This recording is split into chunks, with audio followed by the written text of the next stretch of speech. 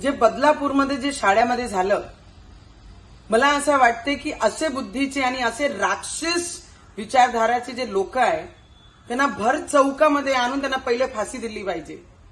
आणि आमचे गृहमंत्री सक्षम आहे, पण असे बुद्धीचे जे लोक आहे, असे राक्षस विचाराचे जे लोक आहे, त्यांना आता कायद्याचा काही भीती राहिली नाही. तर त्याकरिता आमची सरकार आणि आपले गृहमंत्री साहेबांना मी विनंती करते की असे बुद्धीचे लोकांना, असे विचारधाराचे लोकांना की लहान मुलांना, लहान बाळांना सुद्धा ते सोडत नाहीये.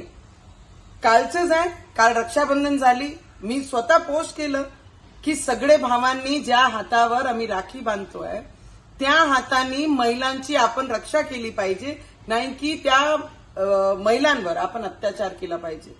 मला नाही वाटते, मनाला खूप वेदना होतात आहे, कारण लहान लहान मुलांसोबत असे विचारधाराचे लोक जेव्हा असं कृत्य करतात, तर मला असं वाटते कायदा असं बनला पाहिजे की त्यांना कायद्याची भीती हे परमनंट त्यांच्या डोक्यात राहिली पाहिजे. आणि असे कृत्य करणारे जे लोक आहेत त्यांना भर चौकात आणून त्यांना फाशी दिली पाहिजे, एवढी विनंती मी नक्की करेन. कारण खूप वेदना होता, एक महिला म्हणून, एक आई म्हणून.